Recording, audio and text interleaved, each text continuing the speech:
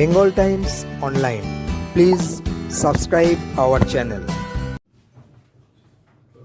अभी आपको हमारी तरफ से प्रेस रिलीज मिला हुआ भारत में वर्तमान स्थिति, खाड़ी में युद्ध के कारण एलपीजी गैस का हाहाकार, पूरे देश भर में एलपीजी का शॉर्टेज जिसकी सप्लाई नहीं हो पा रही है, पेट्रोल और डीजल जो नरेंद्र मोदी जी 2014 में प्रधानमंत्री बनने से पहले बोले थे कि हम 30 रुपया कर देंगे, आज 100 रुपया पर है, 125 रुपया पर है, वो आगे और टका बढ़ेगा। इसका नीति इतनी गड़बड़ रही केंद्र सरकार की। और सबसे बड़े दुख की बात यह है कि जब से गल्फ में वॉर चल रहा है, लड़ाई चल रही है, तब से एक बार भी प्रधानमंत्री पार्लियामेंट नहीं आए।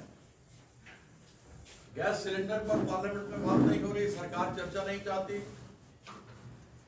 हमारे भारतीय लोग, इंडियन पीपल 1 करोड़ के लगभग जो वहां फंसे हुए हैं, उनके बारे में बात नहीं हो रहा। कच्चा तेल जिससे पेट्रोल और डीजल बनता है, उसका टैंकर नहीं आ रहा है। और देश में आगे आने वाले में बहुत संकट होने वाला है। ऐसी परिस्थिति में प्रधानमंत्री का पार्लियामेंट नहीं आना, हमारे प्रधानमंत्री प्रचार मंत्री बन गए। केरला जाके प्रचार करते हैं, 4 किलोमीटर रेलवे लाइन जिसका उद्घाटन पहले हो चुका है, उसका फिर जाके झंडा दिखाते हैं। केरला में तो अब यहां प्रधानमंत्री की स्थिति हो गई कि एक बस जा रहा है, उसको बस का भी झंडा दिखाते हैं। क्या प्रधानमंत्री को ये शोभा देता है? केरला घूम रहे हैं, तमिलनाडु घूम रहे हैं, 14 तारीख को वो बंगाल आए थे, लेकिन देश में हर एक व्यक्ति जो गैस एलपीजी सिलेंडर लेकर के परेशान है, उसके बारे में कुछ नहीं कहा। यह एक गंभीर विषय है और राष्ट्रीय आपदा के रूप में हमारे सामने आ रहा है। हमने अपनी तरफ से, आप लोगों ने पार्लियामेंट में संभवतः मेरा भाषण सुना होगा, उसमें जो अनेकों समस्याएं यहां पर हैं, जो पानागढ़ से सड़क शुरू होकर के पालसित तक आता है, पालसित से आगे धानकुनी जाता है, अपने क्षेत्र में पड़ता है, मेरे ही क्षेत्र में पड़ता है, कुछ हमारे डॉक्टर शर्मिला सरकार जी के क्षेत्र में पड़ता है। अभी कंप्लीशन उसको मिला, 2 महीना नहीं हुआ, कंप्लीशन अभी पुल को मिला, उस सड़क को पालसित से लेकर धानकुनी तक। वो ध्वस्त हो गया, टूट गया, भंगचूर हो गया। और ये पहली बार यहां नहीं, ये पूरे हिंदुस्तान में हजारों लाखों करोड़ रुपया सड़क के लिए लिया है। जो प्रधानमंत्री कहते हैं कि हम स्पेस टेक्नोलॉजी से चला रहे हैं, सड़क को देख रहे हैं, ये स्पेस टेक्नोलॉजी है इनकी, लेकिन देश की समस्या को देखने के लिए सामने नहीं आ रहे। अनेकों बार अभी मालूम है, हमारा यहाँ तेजगंज का पुल है जिसके ऊपर एफओबी बनना है, वह काम भी शुरू हुआ, थोड़ा हल्का चल रहा है। उस विषय के ऊपर आगे हमने बात किया है, एनएच को लेकर के बात की गई है। फर्टिलाइजर, खाद लेकर समस्या होने वाला है, क्योंकि यह फसल खत्म होगा, अगला फसल राबी होगा, उसके अंदर खाद की आवश्यकता पड़ेगी। हम तो चेयरमैन है, हमको मालूम है, जब यूक्रेन का लड़ाई चला था तो खाद की बहुत किल्लत और कमी हो गया था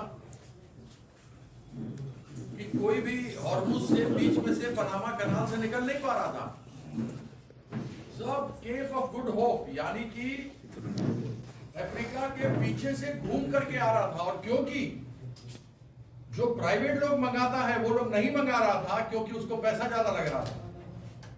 क्या सरकार को यहाँ पर, नरेंद्र मोदी की सरकार को सब्सिडी नहीं देनी चाहिए थी? फर्टिलाइजर को लेकर फिर समस्या होने वाली है। गैस का आपने तकलीफ देखा, फर्टिलाइजर को लेकर समस्या होने वाली है। यह सब राष्ट्रीय संकट है। और हम जो चावल का उत्पादन करते हैं देश भर में दूसरे नंबर पर वर्तमान में होता है। हमारा गोविंद भोग चावल 1 नंबर चावल है, उसको हम लोग बैठे हैं कि जीआई टैग मिलेगा, जैसे बासमती को मिला है। बासमती से बढ़िया चावल है हमारा, 2 नंबर का उत्पादन है पूरे देश भर में। आलू में 1 नंबर पर हम लोग हैं। लेकिन अगर पोटैश, अगर हमको एनकेपीएस नहीं मिलेगा, जिसकी कमी होगी, तो बहुत समस्या आगे आने वाले समय में होने वाला है। लेकिन प्रधानमंत्री जी प्रचार में लगे हैं।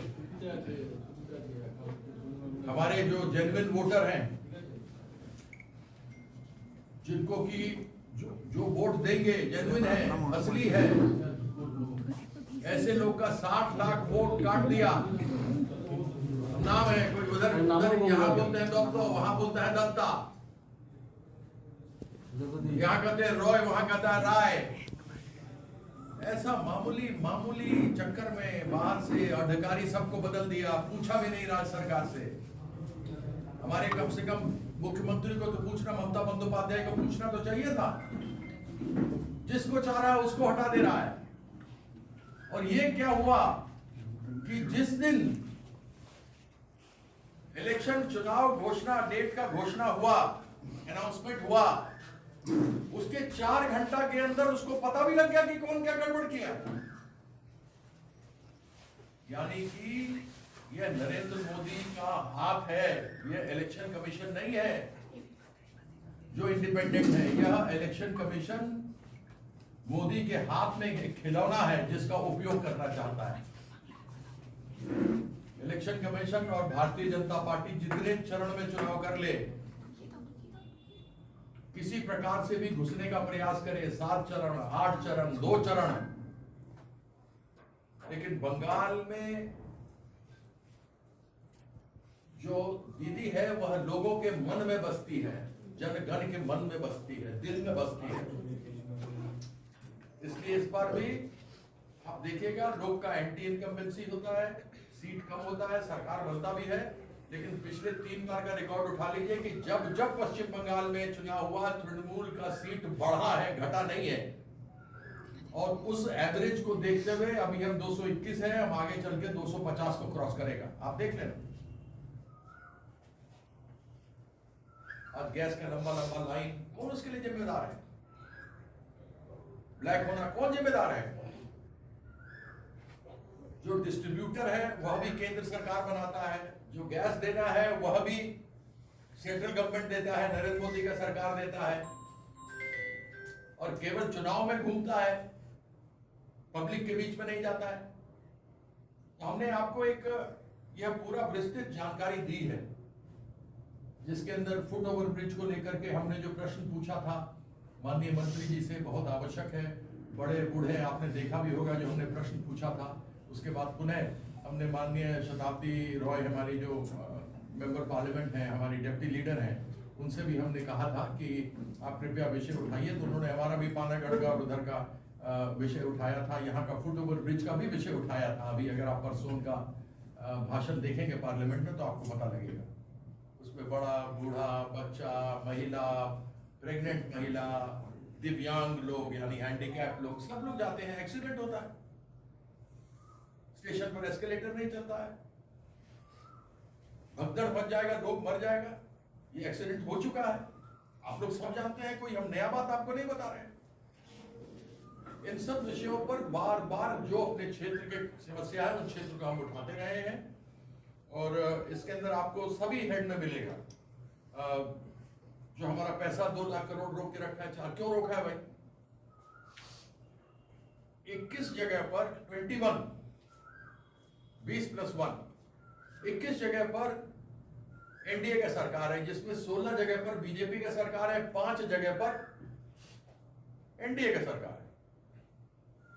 अभी गुजरात में सीएजी ने बोला कि 71 करोड़ का घोटाला हुआ मनरेगा में। ये मैं बोल रहा हूं, मुझसे कोई पूछेगा उसका जवाब देने के लिए तैयार है। 71 करोड़ का घोटाला गुजरात में हुआ मनरेगा का, जिसका नाम जी राम जी इन लोगों ने बदल दिया है।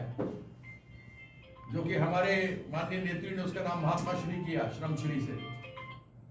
ऐसा 71 करोड़ का घोटाला हुआ, उसको फंड मिल रहा है।